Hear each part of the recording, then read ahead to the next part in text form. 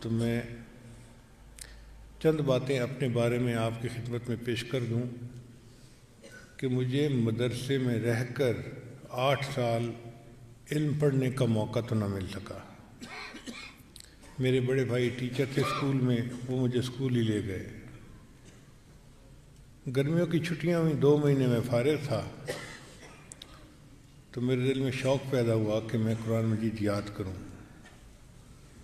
تو ہمارے قریب محلہ تھا مومن پورہ، تو اس کی مسجد میں ایک مدرسہ تھا، وہاں قاری غلام رسول صاحب پڑھاتے تھے بچوں کو۔ میرے بھائی نے مجھے وہاں بٹھا دیا اور الحمدللہ کہ میں نے 2 مہینوں میں 6 پارے وہاں یاد کر لیے۔ میرے استاد مجھ سے بہت خوش تھے اور وہ کہتے تھے کہ یہ بہت ذہین بچہ ہے، یہ 1 سال کے اندر اندر حفظ مکمل کر لے گا۔ اتنے میں 2 مہینے کی چھٹیاں ختم ہو گئیں اور بھائی نے مجھے کہا کہ چلو اسکول چلو۔ میں نے کہا بھی صحیح کہ میں نے تو حافظ بننا ہے، مدرسے جانا ہے۔ اس نے کہا چلو چلو اسکول کا ناغہ نہیں کرنا۔ خیر اسکول سے واپس آ کے میں اپنی امی کے سامنے خوب رویا دھویا، امی مجھے تو حافظ بننا ہے اور میرا بڑا بھائی جو ہے یہ مجھے بننے نہیں دیتا۔ تو امی نے اسے کہا کہ بیٹا جب یہ حافظ عالم بننا چاہتا ہے تو اسے کیوں نہیں بننے دیتے؟ ان کا امی میں نے منع نہیں کیا۔ پھر وہ مجھ سے کہنے لگے کہ تمہارے اسکول میں کتنے مضمون ہیں؟ اس زمانے میں 8 مضمون ہوتے تھے۔ میں نے کہا 8 مضمون ہیں۔ تو میرے بھائی نے کہا کہ اچھا تم اپنے 9 مضمون سمجھو، 8 مضمون سکول کے ہیں جو تم نے پڑھنے ہیں اور 9واں مضمون جو ہے وہ دین کا علم ہے جو تم نے پڑھنا ہے، تو تم 9 مضمون پڑھو۔ میں نے تو نہیں روکا۔ میں نے کہا مجھے کون پڑھائے گا؟ کہنے لگے انتظام میں کر دوں گا۔ ہمارے شہر کے ایک بڑے مفتی تھے، ان کا نام تھا مفتی ولی اللہ، تو بھائی کے دوست تھے۔ بھائی نے ان کو کہا کہ میرے بھائی کو دین کا علم پڑھنے کا شوق ہے، تو شام کو 2 گھنٹے آپ کے پاس آ جایا کرے گا، آپ اسے پڑھانا شروع کریں۔ ان کا بہت اچھا۔ چنانچہ انہوں نے مجھے فارسی شروع کروائی 5 نامہ سے، اور میں سمجھتا ہوں کہ 75% تصوف جو تھا وہ انہوں نے مجھے 5 نامہ پڑھا کے سمجھا دیا تھا اس چھوٹی عمر میں۔ پھر انہوں نے مجھے گلستان پڑھائی، بوستان پڑھائی، اور پھر انہوں نے مجھے مالا بدھا میں نے پڑھائی۔ پھر اس کے بعد مجھے انہوں نے صرف نحو شروع کروائی۔ شرح میات عامل تک کی کتابیں میں نے ان سے ہی پڑھی۔ اللہ کی شان دیکھیں کہ میرا پھر یونیورسٹی میں داخلہ ہو گیا، تو میں جھنگ سے لاہور چلا گیا۔ اب جب یونیورسٹی میں داخلہ مل گیا تو میرے دل میں ایک شوق تو تھا نا کہ میں نے علم پڑھنا ہے، تو میں نے سوچا کہ اگر مجھے یہاں بھی کوئی عالم مل جائیں کہ میں شام کو ان سے علم پڑھ لوں تو یہ بہت اچھا ہوگا۔ تو میں یونیورسٹی سے نکلا کہ پتہ کروں، تو مغل پورہ میں جو بالکل یونیورسٹی کے ساتھ آبادی ہے نا، اس کا نام ہے بیگم پورہ۔ کوئی مغلیہ شہزادی تھی جس نے وہاں محلہ آباد کیا تھا اور اس کے نام پر بیگم پورہ اس کو زمانے میں نام رکھا گیا تھا۔ وہاں ایک بہترین مسجد تھی اور ایک مدرسہ تھا جس کو گلگت کے علماء چلا رہے تھے، ضیاء العلوم مدرسے کا نام تھا۔ میں محتمم صاحب کے پاس گیا، میں نے انہیں کہا جی کہ میں یہاں یونیورسٹی میں طالب علم ہوں، مگر میرے دل میں شوق ہے کہ میں دین کا علم حاصل کروں، تو میں دن میں تو نہیں آ سکتا، یونیورسٹی میں پڑھنا ہے، شام میں 2 گھنٹے کے لیے آ جاؤں گا۔ آپ اپنے استادوں کو حکم فرمائیں کہ وہ مجھے کتابیں پڑھا دیا کریں۔ وہ تو بڑے خوش ہو گئے کہ ہمارے مدرسے میں ایک انجینئر بننے والا طالب علم آ کے پڑھے گا۔ انہوں نے استادوں کے ذمے کتابیں لگا دیں اور یوں میرا تعلیم کا سلسلہ پھر شروع ہو گیا۔ اب اس میں ایک عجیب بات یہ ہوئی کہ میں نے امتحان نہیں دیے وفاق کے۔ ایک ہمارے مفتی صاحب تھے، میں نے ایک دفعہ ان سے دبے لفظوں میں بات کی، میں نے کہا حضرت میں نے سنا ہے کہ وفاق ہوتا ہے، اس کا امتحان دیا جاتا ہے۔ اس زمانے میں وفاق کی ابتدا تھی تو اتنا مشہور نہیں تھا، عام نہیں تھا، اور اکثر بڑے بڑے علماء نے امتحان نہیں دیا ہوا تھا۔ میں نے کہا استاد جی اگر آپ اجازت دیں تو میں بھی تیاری کر کے وفاق کے امتحان دے دوں۔ تو انہوں نے مجھے کہا کہ تمہیں کاغذ چاہیے یا علم چاہیے؟ میں نے کہا کہ حضرت علم تو چاہیے ہی صحیح، اگر کاغذ ہو جائے تو سند ہو جاتی ہے۔ کہنے لگے بس تم جو یونیورسٹی کے لڑکے ہو نا، تمہارے دماغ میں دنیا ہی بیٹھی ہوتی ہے، ہم نے بھی کسی کے وفاق کے امتحان کوئی نہیں دیا ہوا، تم استاد سے پڑھو اور علم حاصل کرو۔ میں نے پھر ان کو ریکویسٹ کی کہ حضرت اگر آپ اجازت دیں تو امتحان کی تیاری کرتا ہوں، میں بھی امتحان دے دیتا ہوں۔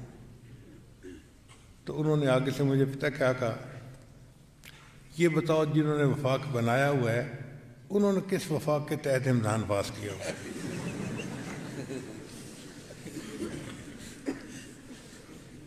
پھر انہوں نے مجھ سے پوچھا کہ تمہارے پیر صاحب نے کس وفاق کے امتحان پاس کیا؟ تو میرے پیر صاحب تو بڑے عالم تھے مگر انہوں نے کوئی امتحان تو ایسا نہیں پاس کیا تھا۔ تو اللہ کو منظور تھا، اسی میں شاید کوئی حکمت ہوگی۔ بہرحال امتحان تو میں نہ دے سکا، لیکن استادوں سے میں کتابیں پڑھتا رہا اور الحمدللہ ساری کتابیں اللہ نے استادوں سے پڑھنے کی توفیق دے دی۔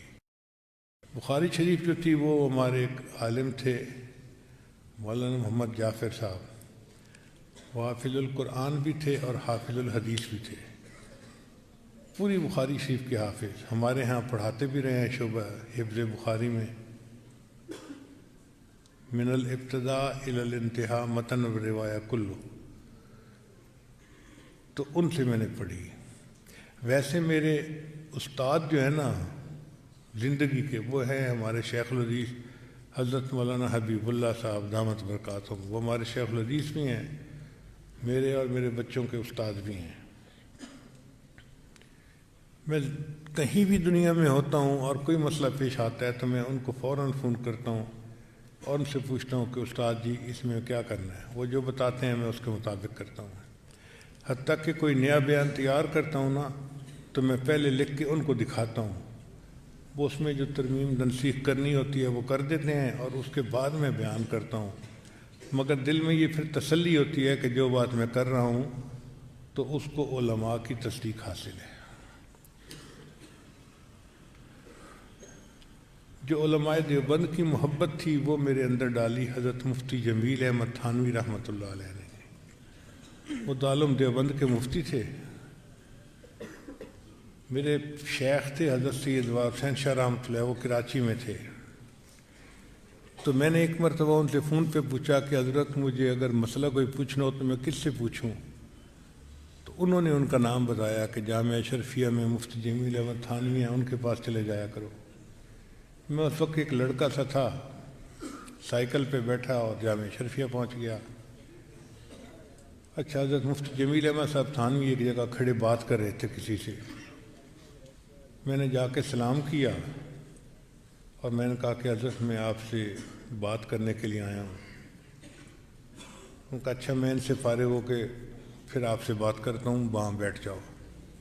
تو میں بیٹھ گیا، وہ ان سے بات کر کے آئے، اب مجھے کہنے لگے کہ دیکھو میرے پاس 5 منٹ ہیں، اب اس 5 منٹ میں جو پوچھنا ہے پوچھ لو، نہ اپنا وقت ضائع کرو نہ میرا وقت ضائع کرو۔ تو میں تو حیران ہو گیا کہ یہ بڑے جلالی بزرگ ہیں بھائی، کہ جو ابھی سے کہہ رہے ہیں 5 منٹ ہیں، نہ اپنا وقت ضائع کرو نہ میرا وقت ضائع کرو۔ میں نے ان سے ایک سوال پوچھا، میں نے کہا حضرت میرا دل چاہتا ہے کہ میں سر کے بالوں سے لے کے پاؤں کے ناخنوں تک ایک ایک سنت پر عمل کروں، مگر کس میں کیا سنت ہے مجھے اس کا پتہ نہیں ہے، تو میں آپ سے پوچھنے آیا ہوں، آپ بتاتے جائیں گے، میں عمل کرتا جاؤں گا اور میں سنت کا نمونہ بننا چاہتا ہوں۔ اچھا، اس سوال کو سن کے نا ان کے چہرے پہ مسکراہٹ آ گئی اور انہوں نے تقریباً 1.5 گھنٹہ مجھے سمجھایا کہ اتباع سنت کیا ہوتی ہے، اور کچھ سنتیں عادات ہوتی ہیں، کچھ فلاں ہوتی ہیں، کچھ فلاں ہوتی ہیں۔ تو پھر مجھے فرمانے لگے کہ تم نے معیاری سوال پوچھا ہے، اب جب کبھی کوئی بات پوچھنی ہو آ کے دارالافتاء میں اس کونے میں بیٹھ جایا کرو، میں تمہیں دیکھ لوں گا اور جب فارغ ہوں گا تو اشارے سے بلا لیا کروں گا۔ تو پھر میرا معمول بن گیا، میں جاتا تھا کونے میں بیٹھ کے اپنا ذکر مراقبہ کرتا رہتا تھا۔ حضرت جب فارغ ہوتے تھے تو اشارہ کرتے تھے تو میں ان کے پاس جا کے کبھی 1 گھنٹہ، کبھی 2 گھنٹے، کبھی 3 گھنٹے۔ حضرت مفتی جمیل احمد تھانوی رحمۃ اللہ علیہ نے میری اصل تربیت کی تھی اور علماء دیوبند کی محبت انہوں نے میرے اندر ڈالی تھی۔ ایک مرتبہ میں نے بات کرتے ہوئے کہا کہ بس میں گیا اور میں نے روٹی ووٹی کھائی اور چلا۔ ارے تم نے کیا کہا؟ میں نے پھر فکرہ دہرایا کہ میں گیا اور روٹی ووٹی کھائی اور یہ کیا۔ کہنے لگے روٹی تو وہ ہوئی جو کھاتے ہیں، یہ ووٹی کیا ہوتی ہے؟ اب میں چپ۔ تو کہنے لگے کہ اس کا مطلب یہ کہ تمہیں فالتو بولنے کی بھی عادت ہے۔ اور پھر انہوں نے اور بات کہی، کہنے لگے کہ یہ میرے کہنے پر تمہیں پتہ چلا، تمہیں خود نہیں سنا تم نے کیا لفظ بولا ہے؟ اب میں چپ کر کے بیٹھا ہوا۔ پھر انہوں نے اور عجیب بات کی، مجھے کہنے لگے لڑکے تمہارے کان تمہارے منہ سے اتنا قریب ہیں، اگر منہ سے نکلی بات تمہارے اپنے کان نہیں سن رہے تو جن کے سامنے تم کبھی تقریر کرو گے ان کے کان تو بہت دور ہوتے ہیں، وہ تمہاری بات کیا سنیں گے؟ تو تب مجھے احساس ہوا کہ واقعی بندے کو اپنی بات خود بھی سننی چاہیے۔ تب مجھے سچ اور جھوٹ کی فرق کا پتہ چلا، غیبت سے بچنے کی اہمیت کا اندازہ ہوا۔ اس طرح انہوں نے ایک ایک بات کو مطلب لے کے اس کی اصلاح کی اور میری بگڑی ہوئی عادات کو انہوں نے ٹھیک کرنا شروع کیا۔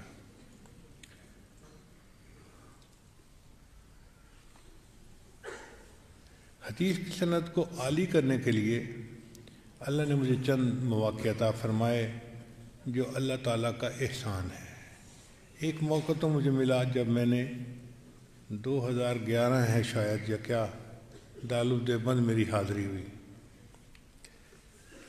تو وہاں پر حضرت مولانا محمد سالم قاسمی رحمۃ اللہ علیہ جو حضرت قاری طیب رحمۃ اللہ کے فرزند ارجمند تھے اور دارالعلوم دیوبند کے وہ محتمم تھے، بعد میں انہوں نے اپنا الگ دارالعلوم دیوبند وقف نام سے مدرسہ بنا لیا۔ تو انہوں نے گھر دعوت دی، میں اپنے بچوں کو ساتھ لے کے گیا تھا، حبیب اللہ سیف اللہ کو۔ ہم نے کھانا کھایا تو مجھے فرمان لگے پیر صاحب ادھر آئے۔ اللہ کی عجیب شان ہے کہ دیوبند کے جتنے بھی حضرات ہیں وہ اس عاجز کو پیر صاحب کے نام سے پکارتے ہیں اور پہچان رکھتے ہیں۔ کوئی بھی جا کے کہتے ہیں پیر صاحب نے یہ کہا تو وہ فوراً سمجھ لیتے ہیں کہ یہی بندہ ہوگا۔ تو مجھے فرمان لگے پیر صاحب ادھر آئے۔ میں اٹھا ان کے پیچھے، وہ مجھے اپنے گھر کے کمرے میں لے گئے، کہنے لگے اس چارپائی پہ بیٹھ جائیں۔ میں بیٹھ گیا۔ پیر صاحب آپ کو پتہ ہے میں نے آپ کو یہاں کیوں بٹھایا ہے؟ تو میں نے آگے مذاق میں جواب دیا، میں نے کہا حضرت میں ان پیروں میں سے نہیں ہوں جن کی بلیاں بھی علم غیب جانتی ہیں، تو مجھے تو کچھ پتہ نہیں ہے۔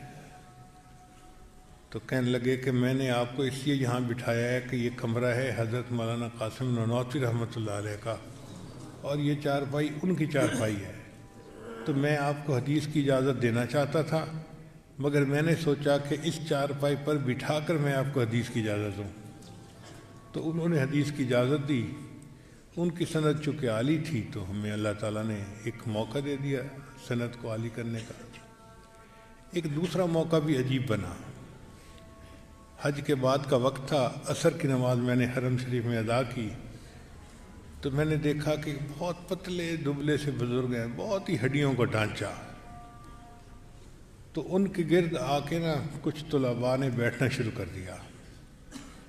اب ان طلباء نے سرخ رومال باندھے ہوئے تھے سر پہ اور ان کے پاس حدیث کی کتابیں تھیں۔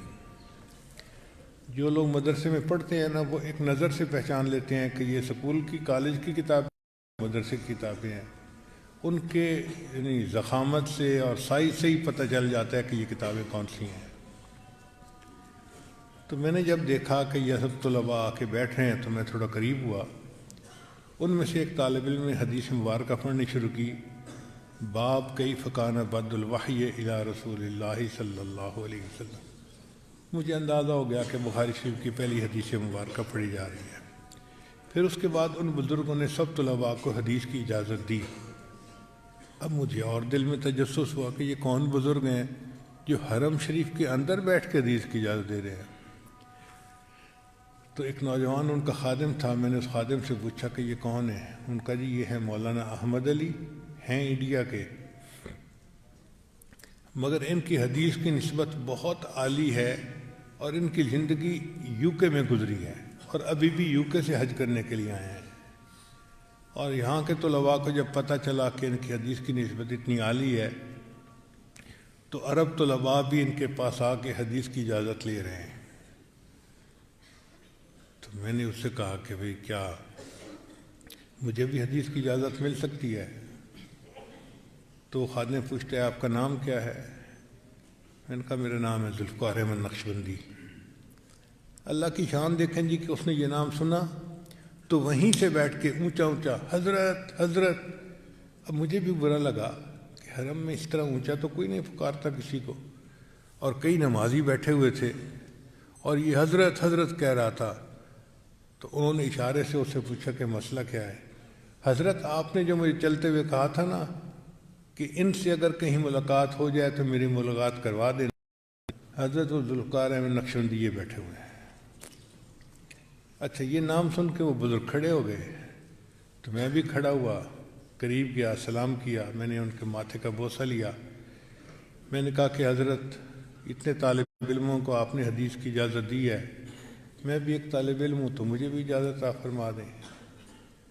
وہ فرمانے لگے کہ دیکھو جب میں حج کے لیے چلنے لگا تھا تو اس وقت میں نے نیت کی تھی کہ اگر میری آپ سے ملاقات ہوئی تو میں آپ کے ساتھ مل کر توبہ کے کلمات پڑھوں گا۔ چونکہ میری نیت پہلے کی تھی اس لیے پہلے مجھے آپ توبہ کے کلمات پڑھائیں، پھر میں آپ کو حدیث کی اجازت دوں گا۔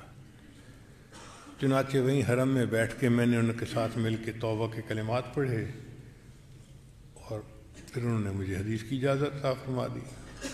جب وہ حدیث کی اجازت لکھی ہوئی ہم نے پڑھی تو حضرت مولانا فضل الرحمان گنج مراد آبادی رحمۃ اللہ علیہ کی وساطت سے ان کی حدیث کی نسبت واقعی عالی تھی، بہت کم واسطوں سے وہ حضرت شاہ ولی اللہ سے ملتی تھی۔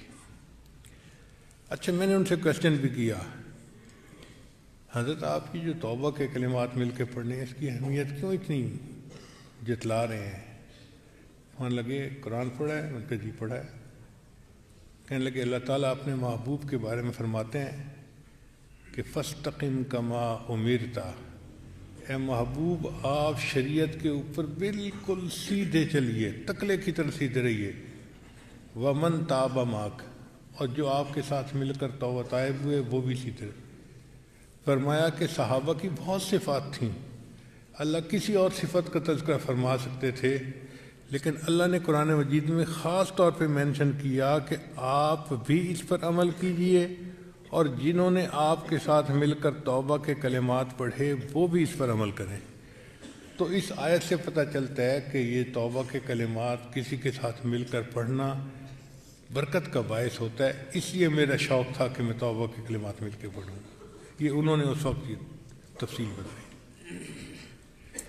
پھر ایک تیسری سند وہ ہمیں اس طرح ملی کہ ہم لوگ تھے ترکی میں، استنبول میں، تو کسی نے ہمیں بتایا کہ جی یہاں پھر ایک بڑے عالم گزرے ہیں علامہ زاہد الکوثری رحمۃ اللہ علیہ۔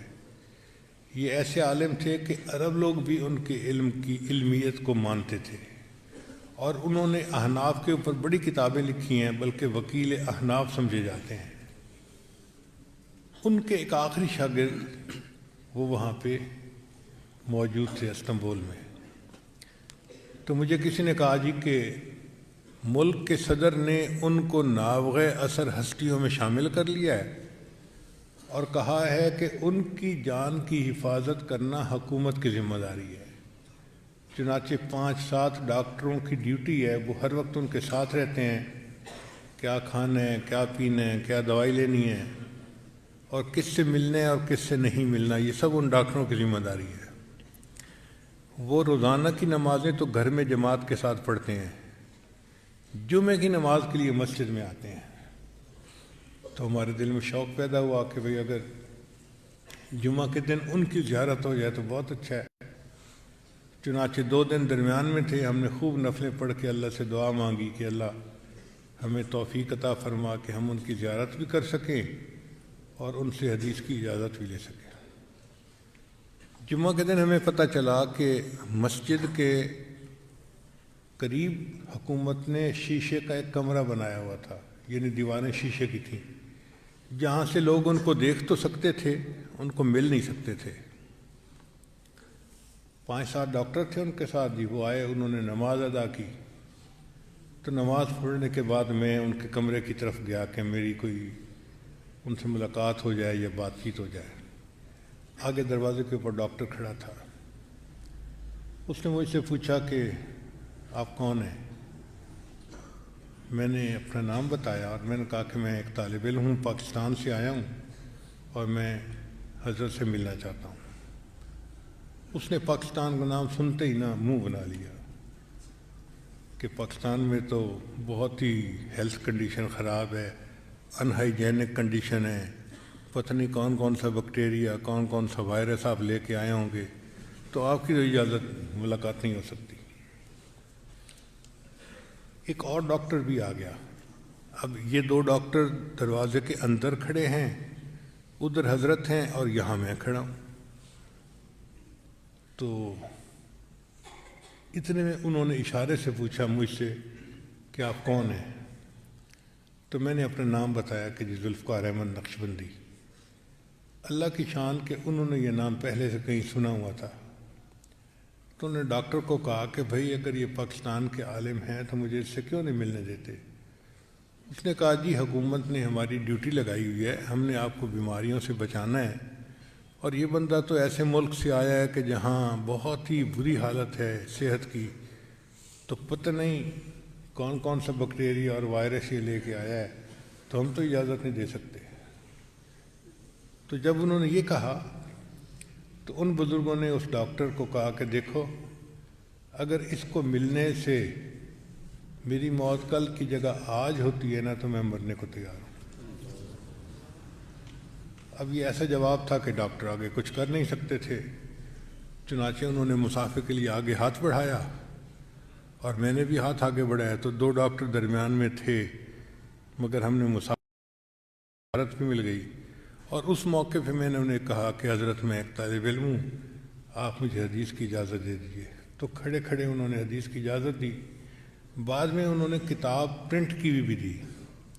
وہ جب ہم نے دیکھی تو واقعی علامہ زاہد القوسی رحمۃ اللہ علیہ کی حدیث کی سند کافی عالی تھی۔ اللہ نے ہمیں یہ بھی موقع عطا فرما دیا۔ آخری بات اور بتا دوں، 3 سال پہلے ازبکستان کی حکومت نے دنیا کے مختلف مشائخ کو بخارا دعوت دی، تو پاکستان کی طرف سے میں بھی گیا، اور میں جاتے ہوئے اپنے دونوں بیٹوں کو بھی ساتھ لے کے گیا کہ میں ان کو سمرقند اور بخارا لے جاؤں اور وہاں بزرگوں کی جگہوں کو دکھاؤں گا۔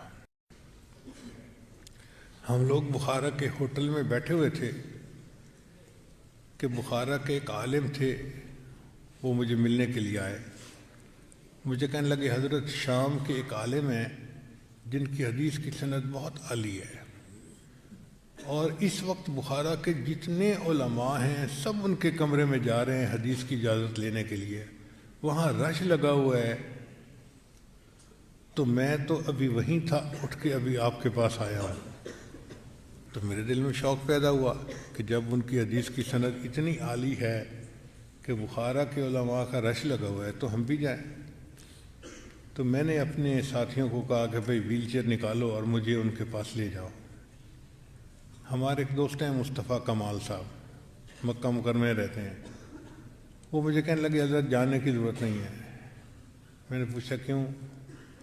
کہنے لگے کہ عصر کی نماز مسجد میں انہوں نے میرے ساتھ پڑھی تھی، اور سلام پھرنے کے بعد انہوں نے مجھ سے پوچھا کہ تمہاری نسبت کہاں ہے؟ تو میں نے آپ کا نام لیا۔